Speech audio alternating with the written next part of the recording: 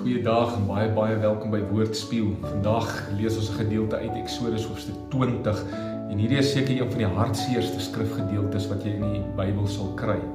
Vers 19 en 20 sê, hulle sê toe vir Moses, dis nou die volk Israel wat vir Moses sê, jy moet maar liewer met ons praat, ons sal na jou luister, moenie dat God self met ons praat nie, ons sal dan sterf.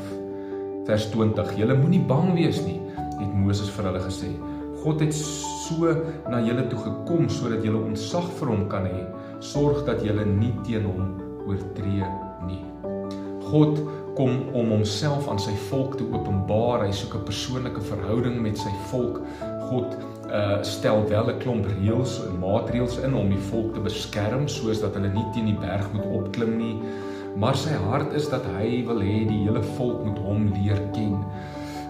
Ja, hulle moet ontzag vir hom hê, maar hulle kan God persoonlik ken. Hy wil met hulle praat. Dit sal beteken dat hulle sal moet groei, ja, hulle sal moet toelaat dat God hulle heilig. Hulle kan nie God nader en vashou aan hulle sondigheid nie. Maar dit is God se hart, dat hulle hom sal ken en dat hulle sal toelaat dat hy hulle ken. Ongelukkig was die volk nie bereid om daardie opoffering te maak nie. Hulle sê dat Moses maar met God moet praat en dan sal Moses maar met hulle praat. So Moses moet hierdie tussenganger wees tussen hulle en God. En dit was nie God se hart gewees nie. Dit klink vir ons baie nederig, maar eintlik is dit eintlik hardkoppig, want hulle wil nie laat gaan van hulle self nie, hulle wil nie sterf van hulle self, sodat hulle met God 'n verhouding kan hê nie. Hulle wil vashou aan hulle self en dan kan Moses maar die opofferings maak en die tussenganger tussen hulle en God wees.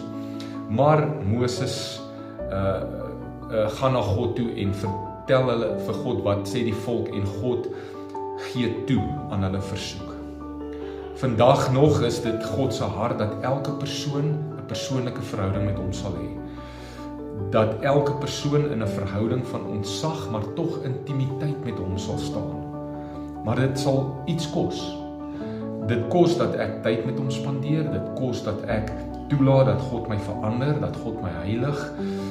Omdat baie mense dit egter nie wil doen nie, kies hulle dat iemand maar eerder namens hulle by God moet hoor en God se wil aan hulle kommunikeer. Baie mense is tevrede om maar net te hoor wat sê die pastoor of die dominee vir hulle vanuit God se woord en hulle lees nie self die woord, leer nie God ken deur die woord nie, spandeer nie self tyd met God nie. En so gee hulle eintlik intimiteit en transformasie prys vir gemak. Mag ons terugkom by 'n plek waar gelowiges erns maak om God in God se teenwoordigheid in te beweeg en daar hulle self prys te gee, maar die prys te ontvang dat hulle hom kan ken.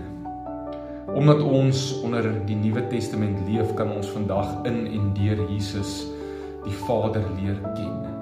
Jesus het 'n brug gebou en dit moontlik gemaak om God baie meer persoonlik te ken as selfs wat die Israeliete by Sinaï kon gehad het. Dit gaan steeds my lewe kos, maar dit is absoluut waarvoor ek geskep is. Jesus roep my en sê, neem jou kruis op en volg my. So sal ons God ken. Dit is die moeite werd. Dit is 'n klein prys vir 'n baie groot beloning. Kom ons bid saam. Dankie Jesus dat U dit wat die mens verwerp het, weer vir ons kom oopmaak het, weer vir ons kom aanbied het, naamlik om U te ken en 'n persoonlike verhouding met U te kan hê. Ek lê my lewe neer vir dit, Here. Amen. Die Here seën jou, mag jy 'n wonderlike dag hê, tot volgende keer.